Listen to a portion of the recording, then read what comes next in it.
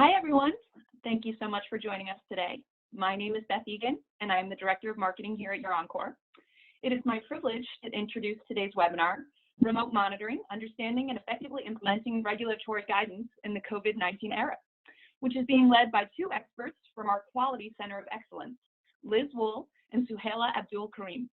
Before we begin, I just wanted to quickly review a couple of small housekeeping items. All lines from today's webinar have been muted. That said, we will be opening the presentation for Q&A at the end of the webinar.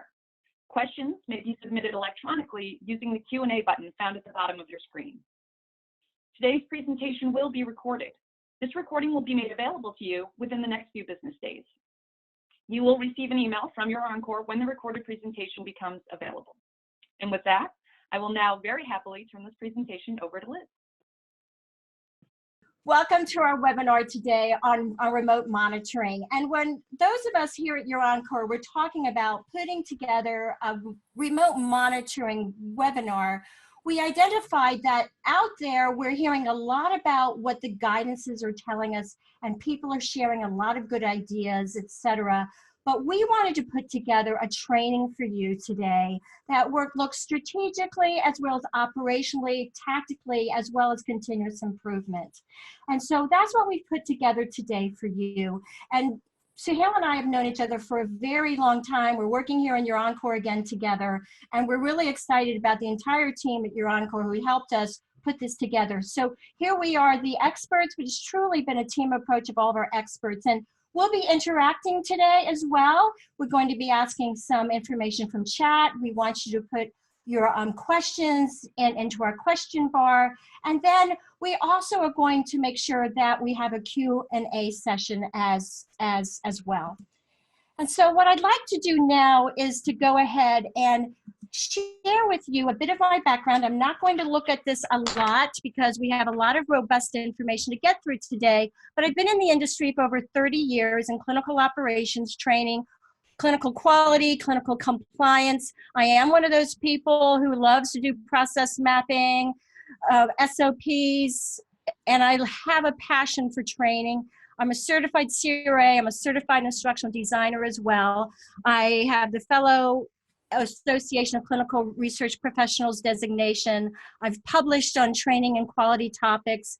And I've also had the distinct honor of being invited by the National Institutes of Health CTSA meeting, whereby they had about 64 academic centers come together to determine what the GCP training requirements were going to be for researchers who receive federal funding, and actually what they brought out from their initiative has actually become industry standard. Foundational GCP training for everyone at the research site, and then refresher training every 3 years. It was very exciting to be an invited thought leader speaker there.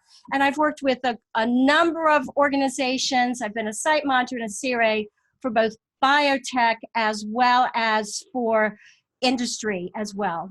So with that, I'm going to turn this introduction now to my colleague and friend, Suhaila Abdul Karim. Hello, everyone. I am a science graduate. Yes, I'm based in Johannesburg, South Africa.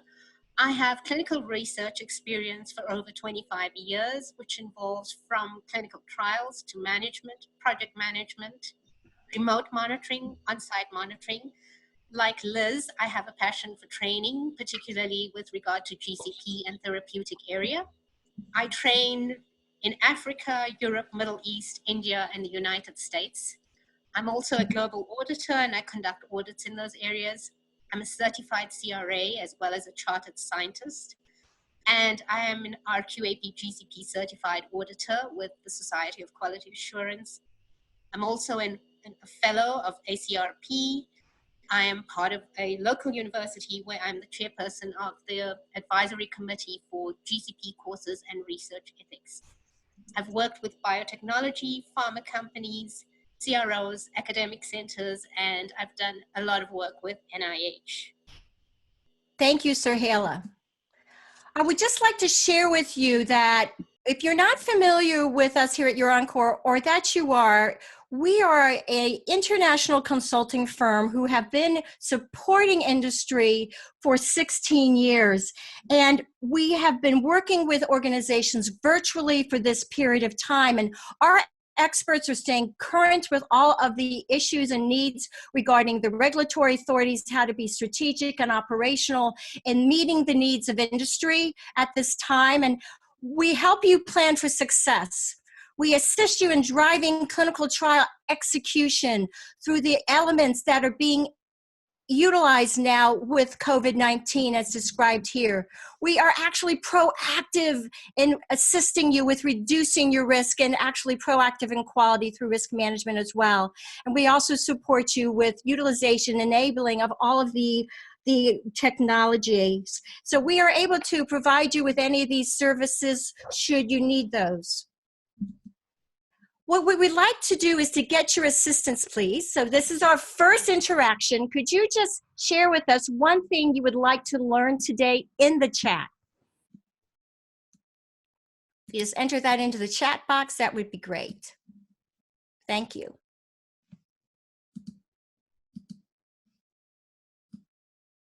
Reducing risks, excellence, SDV, remote monitoring practices, legal ground for remote SDV in the EU. Yes, I want you all to know that the EMA Emma just put out a updated guidance on COVID-19 on Tuesday, and we've incorporated that in our course today. IT challenges, how to effectively execute, estimated costs. Well, regretfully, due to the timing, we're not going to be able to do estimated costs for you on this, but we have to discuss that with you offline.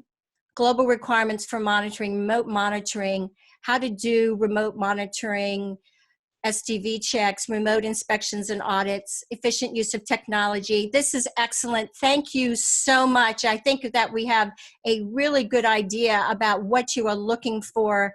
And I just want you to also understand that from the remote inspections, we're not going to have this be part of our talk today, but I know that the regulators we're going to be talking about today, FDA, MHRA, and EMA, are performing remote inspections. That's not the talk today, but I think that could be another talk for YourEncore to provide in the future. So thank you so much. Excellent. Thank you for sharing. Our agenda today is to review our learning objectives, review our foundational research principles that guide and drive us in research. We're going to be doing a very quick overview of select regulatory authority positions for remote monitoring. We're going to be looking at what do you need to do with your monitoring plans? What does those amendments need to include? We're going to be looking into also the very tactical aspect of remote monitoring. Exactly in the same process as we do with on-site monitoring, planning, conduct, and follow-up. We're going to provide a summary, and then we're going to have a Q&A as well. And one of the key points is that when we're looking at our learning objectives, we want to help you understand the similarities and differences between FDA, EMA, and MHRA, describe what the monitor needs to be provided with regarding the monitoring plan modifications for COVID-19, identify what the monitor needs to assess before contacting a site for remote monitoring visit. So really, before you start that conversation about SDV, what are some key questions, things you need to understand about what is going on at your site to even drive your follow-up questions about, doing some remote monitoring activities. And then you're going to also be evaluating what the monitor will need to do for your remote monitoring activities for these aspects. We want you to understand that we put a number of assumptions in here because we want you to understand that these elements need to be in place in order for you to effectively and efficiently execute remote monitoring. You have a monitoring plan, SOP, and template. Your contents actually should be aligned with the FDA draft guidance, the risk-based approach to monitoring clinical investigations Q&A, whereas in ICH E6R2, it talked about some elements of it. It didn't give us really the how-to, and FDA posted this guidance last year, and it has an excellent outline for it for you to use. You have a company policy for COVID-19 pandemic, very important because the regulators want to understand how are you going to be demonstrating how you assess and manage your risks for the population, as well as the integrity and the subject safety. And we always remember in all of this too, it's about your personnel safety as well as the site staff safety. You have in place your risk assessment, your risk management plan methodologies. We understand a lot of companies have not implemented this, even though it's an E6 or 2. And those companies actually we are finding are much more nimble and ability to be flexible and adapt to the requirements, whereas organizations who have not implemented this are actually having a little bit more time taken for lead up and knowing what that means and how to do it, because you need to modify your monitoring plan according to the risks, and the regulators expect you to document these. You have monitoring SOPs and training for all types of monitoring for on-site, but also you're implementing remote monitoring. So you need SOPs, you need training, you need templates, you need agendas, you need all of that. You need very specific, protocol-specific remote monitor training per the monitoring plan. We also know that you want to have what's called a Dear Investigator letter that is describing the changes in clinical trial conduct for your trial, for your ongoing trials, and recognize that all activities and GCP oversight and assessing quality compliance, we can assess that. Remote source data verification, or SDR, is not the only thing that site monitors do when they go on site. They are looking at quality of execution, they are looking at facilities, they are interacting with personnel. So for us to think, doing remote monitoring is only SDV, we're actually not giving credit to our monitors that actually do this assessments for quality, compliance, as well as understanding of GCP and application of ethical principles. So again, I want you to understand that. And then also recognize some things we may not be able to do would be facility and pharmacy tours, purely because of the capacity of the site or the inability to find a solution with the site.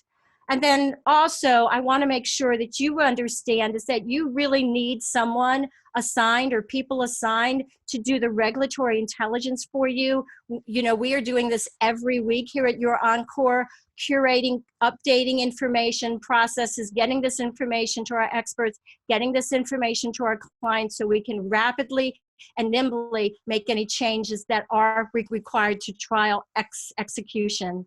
And I want you to understand, this is what the regulators are saying. This is what those of us who are passionate about what monitors do. Remote monitoring does not equal to only remote SDV. It is so much more. And it is extremely important that you as an organization define what this means for your organization and distinctly and clearly and simply explain this to your sites. Very important, because at the end of the day, we need to understand just because we can do remote monitoring doesn't mean we will be able to. Your monitors, they're going to work with those relationships and identify what is the site readiness, what can they do, what can they bear, and we need to actually customize this for each of your sites. You really need to understand the site's world. And in order for you to understand what's going on with the regulatory authority positions of remote monitoring and SDV, I have put in here some elements from the FDA. So SDV and SDR, source data review, and Suhail is going to get into that. But you have to remember, HIPAA requirements still apply. Each regulatory authority is saying that it's not be burdensome to site, that there is protocol compliance, that you're looking for informed consent orally with an impartial witness, that alternative methods for remote monitoring and protocol compliance is abound. So that does talk to that. You're looking at critical study site documentation and document the inability to access sites or delay in monitoring. So you have to document that. And then all of the IP provisions. And again, I want to share with you with the UK MHRA, and Suhaila was kind to remind me that UK is still in the process of their final Brexit, so they are following EU guidances as well. But again, the privacy requirements apply, and what's very important in this is that they have very specific instructions about what the remote monitor can do or cannot do, and a private location to view. So you need to get into that detail. We need to also understand that, look into this, there are very strict requirements for the device being used, the access controls, private location, no copying of anything from a screenshot view, etc. And as you see, they have the same elements for compliance and IP. But look at this bottom statement here. Subject consents to sharing of their personal information outside the trial site prior to this activity taking place. And now I want to give you the update from Emma. I can only give you a little bit about this, but what they have here is, and thank you for the person who put the detail for us into the chat box. Thank you so much. I didn't have enough room on this slide to do that. So thank you so much. But they clarified that you can do this for COVID-19 trials, few trials per national member state laws, also about the national emergencies as well as for database lock, you can do this. So you need to go into this in a great deal of detail. Annex 1 in this guidance provides you with excellent pieces and processes to put in place for remote monitoring in the EU. But what's very important is that the organization needs to consult with their data protection officer, and the investigative site has to approve this. And look at this, and remote monitoring activities needs to be performed by somebody located in the EU or the EEA. You also need to understand too that the subject has the right to refuse remote monitor access for STV. So you need to incorporate that in with your sites as well, that process. And again, I want you to understand that they really state in here, avoid bringing subjects to the site to reconsent. That's really not the purpose, and do that virtually. I want you also to understand as well is that for critical trials, they are encouraging us to do remote site selection visits and investigator training for our critical trials. So really need, if you're doing trials in the EU, please go in to look at this. It's very important updates, so very helpful and very, very prescriptive. So when you're working globally, as we do at all times, we are looking at all of the requirements on a global perspective. Where do we need to do some regional requirements and adjustments, as well as what do we need to put in a global monitoring plan for consistency? And now what I would like to say is that our ethical principles and guidelines for clinical research, computerized system validation, that still applies, everyone. The regulators are saying GCP, very important, still applies. None of this goes away. So all of our requirements for certified copies, so you do have the opportunity and the ability, if the site allows, to get redacted certified copies uploaded into a box location that actually is compliant with all the privacy laws and all the HIPAA laws and all the computerized systems requirements. But if you're doing that, you have to make sure your sites have that process for certified copies. So, you know, the FDA is saying this as well, as they are expecting sites to put certified copies up into the box when they are doing their current remote site inspections. As always, human subject safety always abounds, and it's always still present. We still governed by our privacy laws, and you really have to understand that going on. And then data quality, integrity, reliability, everyone, still is a focus for this. What I'd like to do now is to ask you a question. Which regulatory authority does not allow remote monitoring? FDA, EMA, MHRA, or actually none of the above. EMA allows remote monitoring in some manner, and we have to do the research of the member state laws for specific requirements, as well as assessing any of the other additional details we don't have time to discuss here.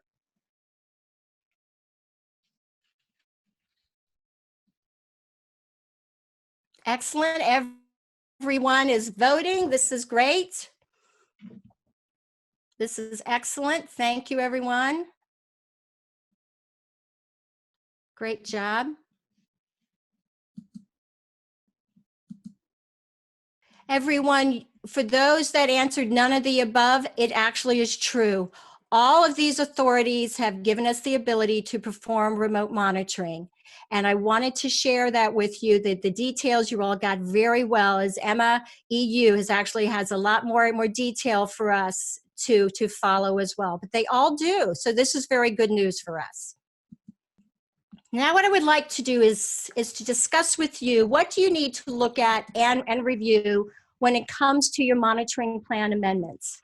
Well, you do need to notate that for your on-site monitoring activities that these are no longer occurring. So you can imagine that your monitoring plan over time is going to actually be iterative. You're actually going to be updating it and amending it possibly quite frequently as guidances and directions change or your activities change for your clinical trial. What all of the regulators are saying is you need to only focus on source data verification, source data review on pertinent critical source, not all source, because of the extreme burden to the sites. And this is where you have done your assessments of your risk management plan. You're looking at your critical data. And then we all know this is an R2. And what they're saying is looking at your endpoint and your safety data. What is that? How do you monitor this? What is to be reviewed? And also to give direction to the monitors is what is the source for this monitoring from a remote perspective. You also are looking at your critical processes as well. Anything that is protocol specific for the IP, for the timing, sequencing of study visit procedures and activities, anything that is complex. And again, everything related to safety data as well as endpoints. And you also always want to notate what the source is for monitoring as well.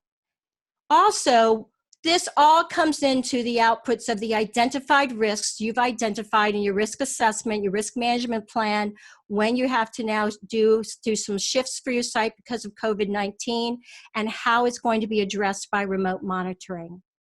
And also, I want you to understand that when it comes to remote monitoring visit types and activities, you may or may not have this in your current monitoring plan.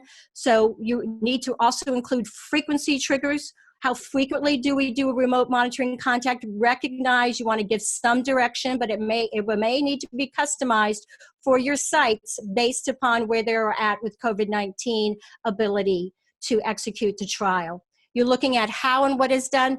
Very similar to what you do for on-site monitoring, everyone. Not that much different when you're thinking about this from a tactical, rationale perspective. It's going to be addressing each type of monitoring visit as well as described here, and also your agenda. Furthermore, are you having any changes in processes, recording, reporting, and escalation in your communication plans going forward with your monitoring and your remote monitoring? Want to talk about the biological samples, about shipping the batch samples, any sample storage elements or requirements. Again, this is going to be a great partnership with your clinical laboratory as well, because sites may not be able to ship samples as frequently as they were before. So again, giving direction to the monitor. What we also want to do is look at giving the direction for informed consent, for oral consent, revised consent, site provisions and procedures for local regulations. Notably, impartial witness comes up with everyone. We're still going to have that, but how are we going to document that? Our PI attestation statement in the source. Again, this is something that the FDA recommends if you're not able to get informed consent signatures. So again, recognizing this. And because of the fact that informed consent has someone's signature on it, the practice is not to review a copy of the consent with the signature because of privacy laws. Look at the provision statements, the attestation statements. You're going to looking at discussing with the site how they're obtaining consent and how they're documenting it. And so this will be something that will need to be verified once you have on-site monitoring visits. You want to recognize too, please share the site payment terms with your remote monitors and with your sites. Your sites oftentimes before COVID-19 were not being paid for like every 90 days. They have, some sites have a very low margin. So please make sure that you as an organization are also looking at site payment terms so they have enough money to continue going on, because of the fact that they're not there, but you're performing a remote monitoring activity. So a trigger could be the data, The trigger could also be completion of contacts based upon what works for that site. So you have to be very flexible with this.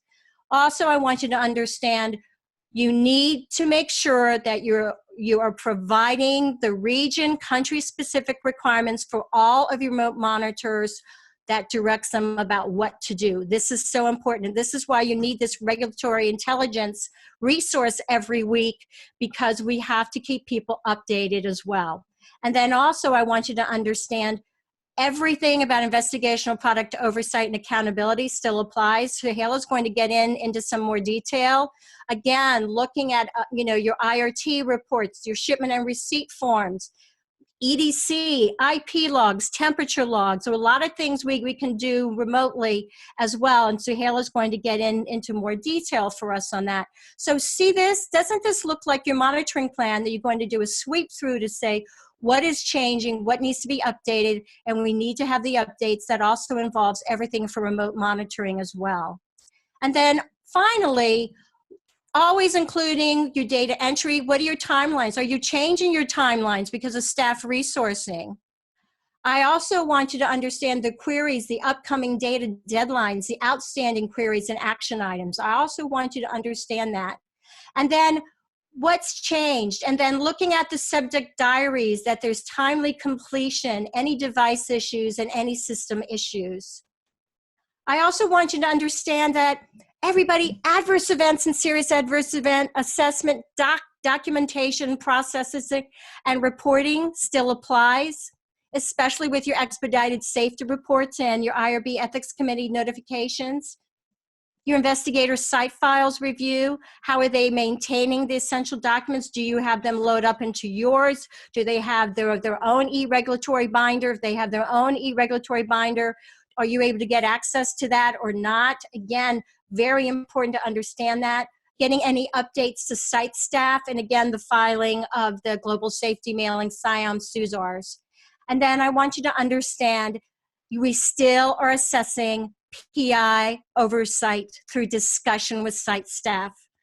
We may not be able to be in the records to see that documentation of oversight, but you can assess that oversight through dialogue and discussions about process, about documentation practices, about their PI oversight plan before COVID-19, and how are they able to actually continue to execute that PI oversight plan for the trial per ICH.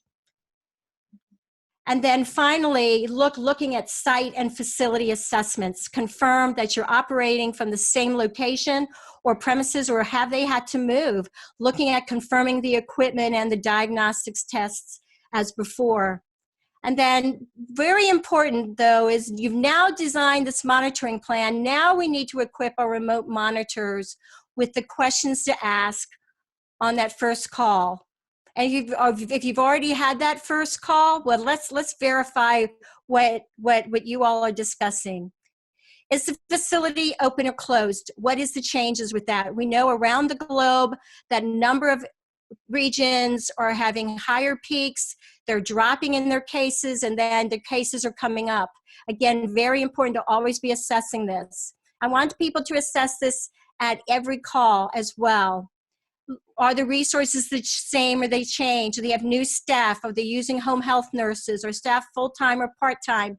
And are they treating COVID-19 patients? You know, one of our sites that we work with, the research team was pulled to work inside of the hospital. So they actually they're down to skeleton, very minimal staff supporting the ongoing clinical trials. So that really impacted their clinical research ability.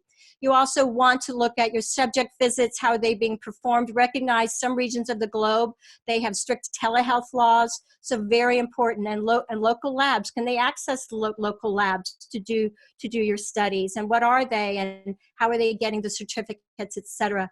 Again, informed consent practices, how are they doing this? Look into each of the guidances and make sure you understand how that is allowed to be done. And then looking at IP dispensation, how that is then given to the subjects. And then following, I want you all to be assessing also what are those local laws for remote monitoring, remote source access, and review. and making sure that your sites understand it as well as your CRA. So this is the conversation. Can we access EMR remotely? Well, the regulators are saying if you had this in place before COVID-19, that should be easy for you to do. But because their focus is on not being burdensome to the site, they're recommending that you don't ask for it if you've never had it before. Very important to understand that. Now, the site might be fine with it. They might have staff available and they might be able to put that in place for you, but they have a lot of procedures and processes and controls. And some of that might be having to have some training as well as some confidentiality agreements being signed by the monitors. So very important to understand. When you are working with the sites, assess, do they have a workflow already identified for performing remote monitoring? They probably haven't had time to put in SOPs, but do they have a process, something that they're working with staff on? And if remote monitoring is going to be going on for a long time and they get to a steady state, then we want to be able to help them in developing those processes and procedures as well.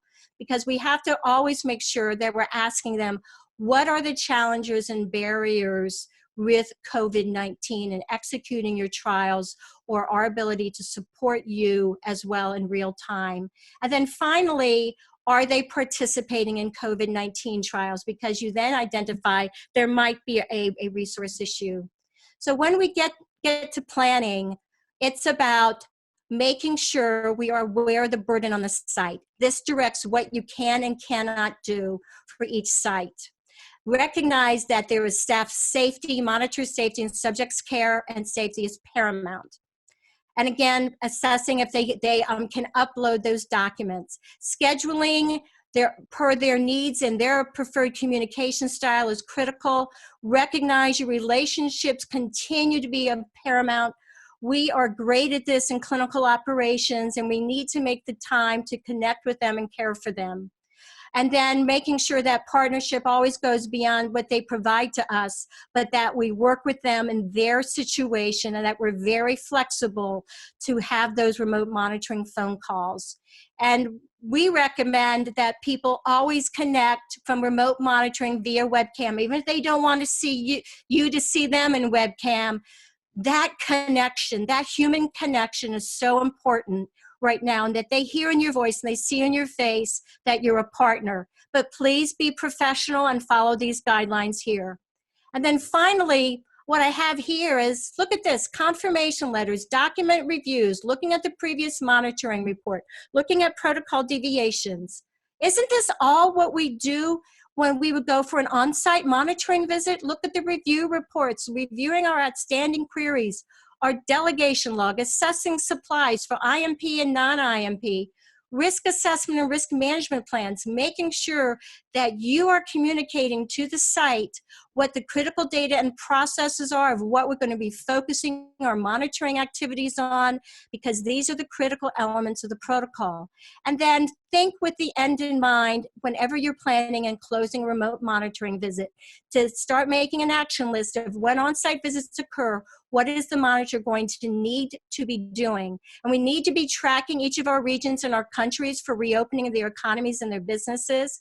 Recognize there might be monitor access requirements, so please be sure you ask that of your sites as well. We're hearing that there might be mandatory mask usage as well when our monitors go back in. It all depends. And again, everyone's safety is paramount. And we want you to always think of this from Franklin Covey, a thought leader in management a number of years ago, but resonates today. We seek first to understand, then to be understood, as we all partner with our sites to execute our clinical trials. We're going to do another knowledge check. Tailoring the agenda and logistics for conducting remote monitoring activities is needed during the COVID-19 pandemic. Is this true or false?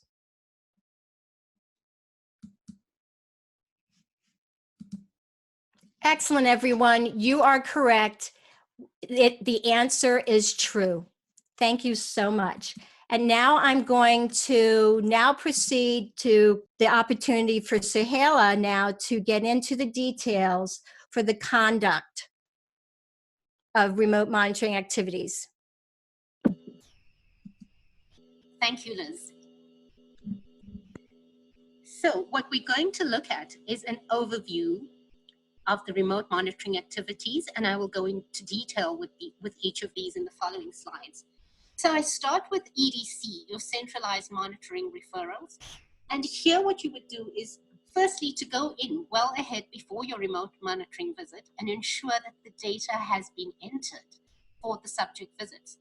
If the data has not been entered, that item would be removed from your agenda, and then we would still seek to find out what the reasons are. Because as Liz has mentioned, sites may be participating in COVID-19 trials and may have skeleton staff. Once you've established that, we move on to source data review or verification. Here you can ask the site to provide redacted source data review, but remember that this may be laborious for the site. Do they have EMR access, or is it a paper source? And in the UK, they want EMR access for the duration of the visit only. Remember, if you are requesting redacted copies, they have to be certified as per ICH E6R2. And again, as Liz said, your monitoring plan will be updated or amended to ensure that pertinent and critical data is what you require and not all of the site, not all of the source, sorry. Then we move on to endpoint and safety monitoring checks. And as we said earlier, safety is the most important thing, the safety of the subject, and it precedes over everything. And that is why the monitors it has to be noted in the monitoring plan what critical data would be required for source in order for it to be monitored. And this is where you would target your monitoring for these data collection points and these processes. The other thing you can do prior to your visit is if you have central labs and you have access to those reports, you can get your IRT reports. We mentioned EDC, any other clinical reports you may have, core imaging, biomarkers. So access those and you review those. And if there are any issues, you're going to bring that up during your source review. And then the source documents itself. Do you have access to eSource? Was this provided for prior to the call? If you had EMR access, and again, as Liz said, if it was there prior to COVID-19, then you can use it. And what source was reviewed or not reviewed? And most importantly, when doing all this with regard to your requirements for source data review or verification, you have to take into account IRB, IEC policies for COVID-19. What are they reviewing or not reviewing? What do their policies state? And what are they allowing for? I have a site that the IRB has absolutely refused for any kind of source data to be sent across, simply because it is university policy. So even if it is redacted, so using that as an example, we need to ensure that we're also aware of the site IRB policies. The important thing is that for remote monitoring, quality is assessed by discussion, conversation, and feedback from PI and staff. So I'm going to start with the informed consent. So we need to confirm verbally that the consent process was applied correctly for all patients. And the informed consent discussion should include the sites compliant with their own consent processes. Were there any deficiencies with documentation, filing, and appropriate delegation of consent? Confirm the consent version that was used. Okay, even if you knew that at your last on-site visit, we need to ensure that because we're not on site, we need to confirm verbally the version that was used. Confirm that consent was obtained prior to any procedures. And document which subjects have consented. Was there any revised informed consent? Was this done? Did subjects come into site? And there may also be an additional consent process if subjects are agreeing to have IP delivered to them.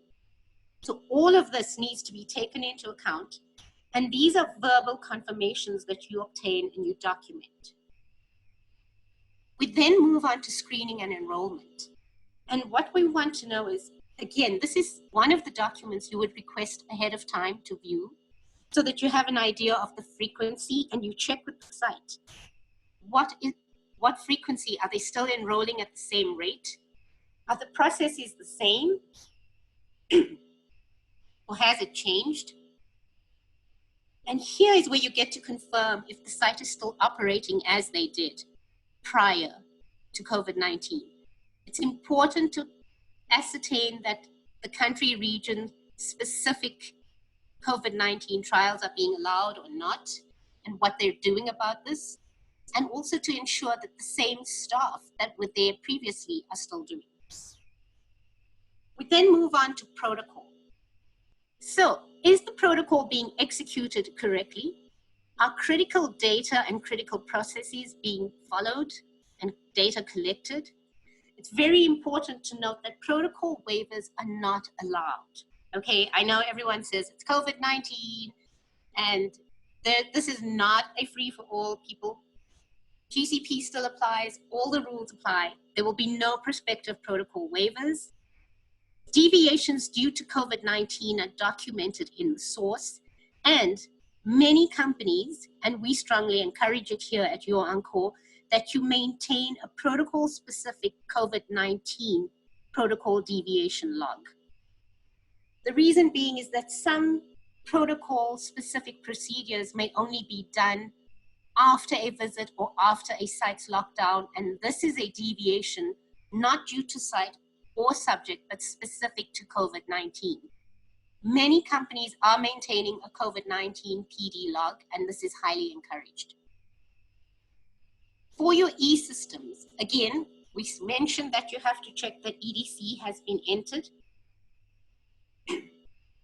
If you can access things that are, core laboratories or even patient data, if they're being stored, if it's an e-diary and they're entering it in and it's going into a central repository, you can review this and you can even ensure that patients are completing this.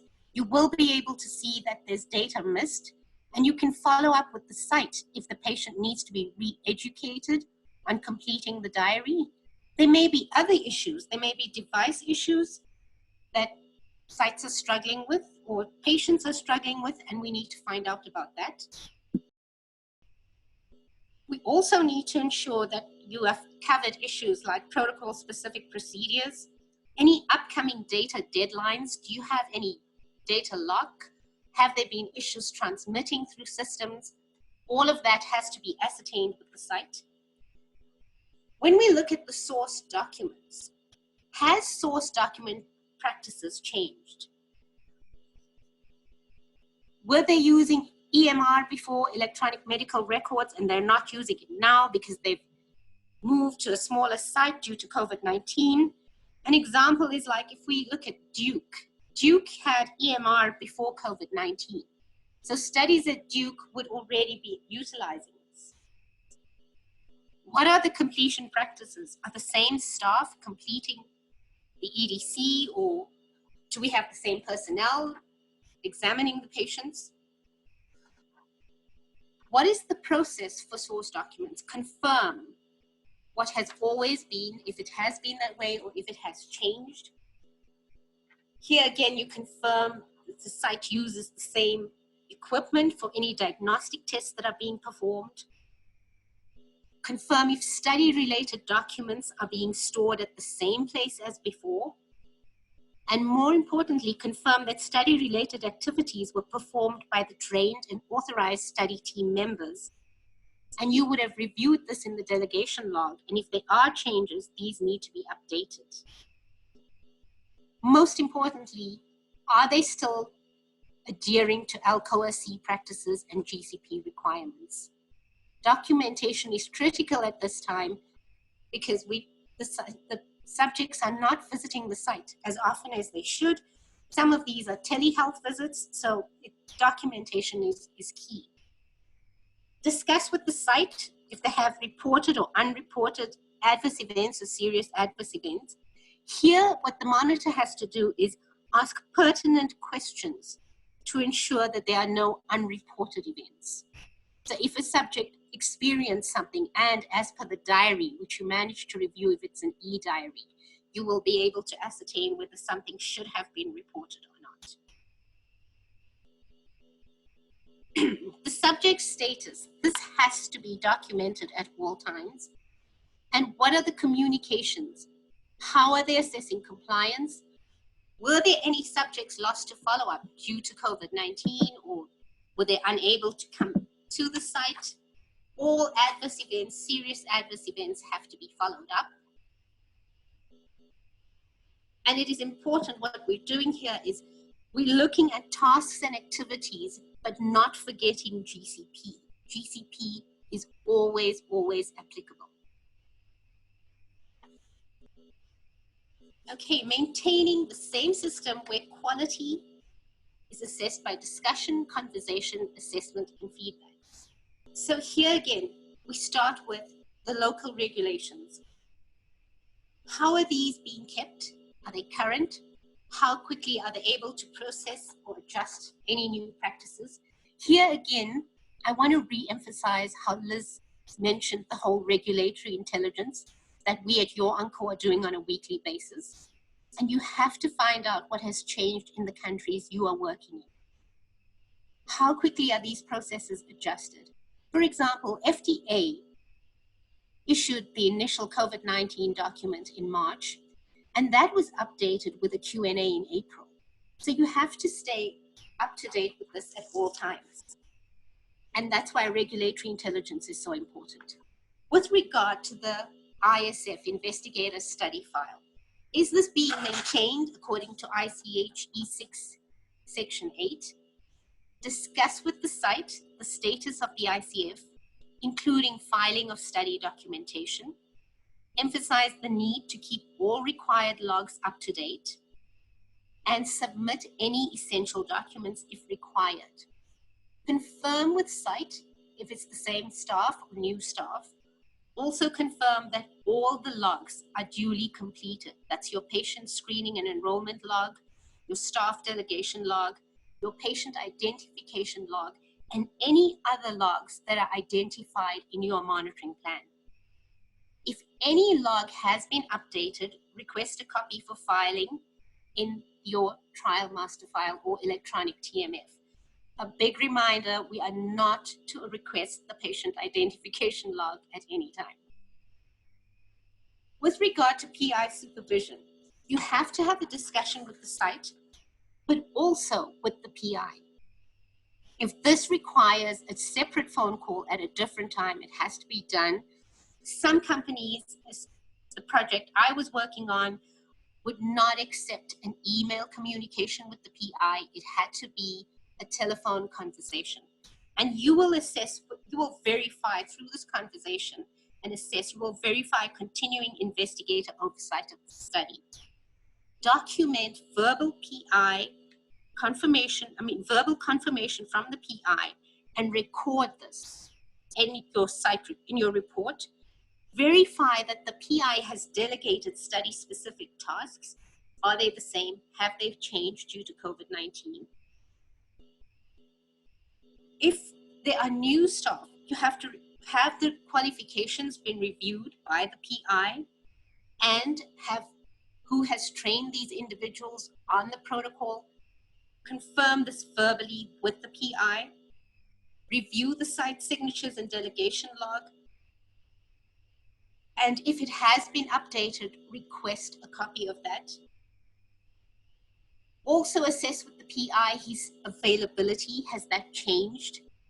What has happened at the site? Is he involved in COVID-19? Is he a subject matter expert for a particular group on the COVID-19? And what is his availability? These are key issues you can cover during remote monitoring. For e-systems, very, very important, we have to ensure it is HIPAA compliant. take into account privacy laws, and remember that local regulations come first. When requesting access to source documents, ensure that it is not burdensome to sites. And there is a webcam option per local regulatory guidances and privacy laws. Very important here that I want to highlight is when you're using webcam with your sites, if it is allowed, you plan your visit ahead of time, you schedule time for this remote monitoring visit. The site needs to ensure that there are no other companies' information present. Okay, it's very easy if you have a desk full of paper or even just a file that's out for you to see what another company's protocol title is. So it is very important that you ensure and inform the site that there should only be your study-specific information available when you're using a webcam. This is also part of intellectual property. Okay. And again, here, with regard to source documents, if you are requesting redacted source documents, take into account just the critical data processes that are required. Again, to emphasize what Liz said, just because you can doesn't mean you will be able to, so check with the site first. Another thing with the webcam when using it is that as an auditor, what I have found is that if sites don't want to show you something, it will not appear on the webcam. This is why I believe that on-site visits will not go away and that remote monitoring is a stopgap measure. Because we can see things, but what the naked eye can see is what we usually tend to pick up. With regard to the cloud-based repository, how are documents being stored? Is it being uploaded? Are the controls and protections in place? Does the site make use of a medical box or another repository? And if they do, is this 21 CFR 11 compliant? Is access controlled? And is it secure? So these are issues that have to be taken into account. And all electronic systems have to be 21 CFR 11 compliant. For IP management, again, we would look at receipt, storage, inventory, and how is it dispensed. You need to confirm, again, all of this is verbal confirmation, confirm that the IP is stored at the same place as before. There hasn't been a change at site or things haven't been moved around due to COVID-19. Ensure that the blind is maintained. Confirm that there is sufficient amount of IP available. Confirm that if there is a resupply required, would it be able to be delivered? Is it being delivered at with the same process, or are there now specific days for delivery only? Is access restricted to the site for delivery? If any IP is past the expiration date, ensure that the site is aware or remind them again that it has to be quarantined and stored separately and marked expired, not for use. Confirm IP storage is appropriate to the conditions required. You would do that by reviewing the temperature logs. And if, due to COVID-19, patients are not coming into the site and they are telehealth visits, and you're doing a direct-to-patient dispensing. I mentioned this earlier under informed consent. Was that consent obtained? If it was, that consent should ensure that the subject agrees for their home address to be given to a courier or a certain service that would deliver their medication. And retrain staff on the process if needed. Check that they are aware of how the process works, and if need be, retrain them. I am currently working with a commercial depot that is doing a fantastic job in delivering study IP to subjects for a huge clinical trial right now, and that seems to be working very, very well. Again, it brings us back to Franklin Covey, and you know why he's the author of The 7 Habits of Highly Successful People, because he starts with seek first to understand, then to be understood, and that would is what we have been saying. Check with your site, find out what has happened, verbally confirm everything. So seek first to understand, then to be understood. The next slide. Once your visit has been completed, again, just to reiterate, this is exactly like an on-site monitoring visit. You send a confirmation letter, which Liz has mentioned in your planning. You will write a report as part of your follow-up. You will do a follow-up letter. So let's look at your report. Here it involves detailed documentation. Remember, if it's not documented, it didn't happen. Start by documenting that this was an off-site visit due to COVID-19 and document if this is a deviation from the monitoring plan. Notify your team leader of significant issues and document that in your report. Document how non-compliance was handled as per ICH GCP 5.20. Document in the report if you had additional follow-up calls with the PI or anyone else and what was done with that. Your follow-up letter should include non-compliance and remediations, any RCAs or CAPAs needed, follow-up on protocol deviations, any action items that you had to follow up on that were picked up during this visit would have to be followed on and mentioned in the follow-up letter. We're now going to move to the next poll question. I know that we are short on time, so Liz, do we go ahead and do the next question? I'm actually going to just go ahead and do the summary. So thank you, Suhaila, very much. So in summary, you understand this is what we always do. We always plan by our scheduling, but as we've recognized, always think that you're going to need more time than you think it will take because of the remote monitoring, because of the site needs, as other areas that you will be assessing as well. And recognize also that when we're on site, we could get a lot of our questions answered and elements addressed and needs addressed right when we were there, or maybe a little bit of follow-up, but recognize you might need to have multiple calls with the site per their availability. Recognize also that we've talked about executing, how to follow the monitoring plan, assessing the needs and the capabilities of the site.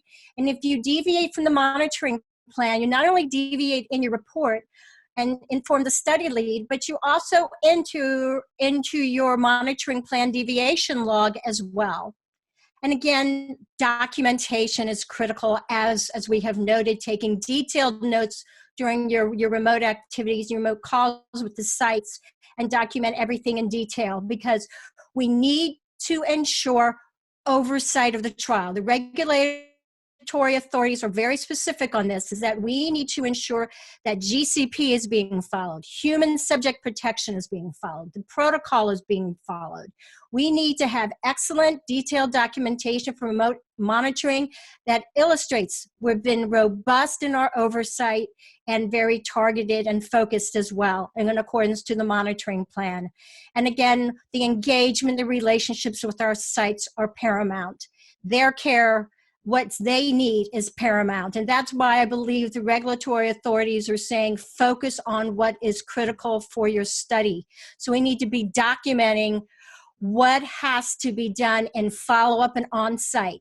What we are recommending and working with our clients on is everybody's trying to get into this remote monitoring, but we're also now here at YourEncore working with our clients to say when different states and countries and regions start to open up, what do we need to start planning for now? What do we need to make sure we will be revising our monitoring plans for in the future? We're trying to work with our clients, as we always do here at YourEncore, in a proactive quality risk assessment measure, because at the end of the day, we all have the same passion. We're trying to keep these studies going for our patients. We are implementing COVID-19 trials, and we all have a passion for good clinical practice, our subject protection, ethically conducting our research, and maintaining local laws and local requirements. And this is a rapidly changing environment. I wasn't expecting another guidance to come out this week from Emma on Tuesday. If you haven't had a chance to look at that, please do. And so we're going to skip the knowledge check, but I would love to have you all share with us what is one thing you learned that you would like to take back to your job today? We apologize, we've not been able to address the questions in the chat box. We are going to be following up with an email with any questions you have, either in the Q&A log or the chat. But could you share that with us? And yes, we will be sharing our presentation. Thank you so much about that. Oh, we're so happy. We're getting some wonderful feedback. So what would you like taking back? Plan the tools ahead. Excellent point. Giving that some thought. Documentation is key, Suhaila. Thank you. Yes, if it's not documented, it didn't happen. Oh, and Diane, I'm so glad you got great confirmation you all are on track. You know, that's something we always talk about in our training classes is we might be the confirmers for you. So I'm so glad we're able to help you. Remote monitoring plans. Remote monitoring is more than remote SDV. Deviating site reassessment.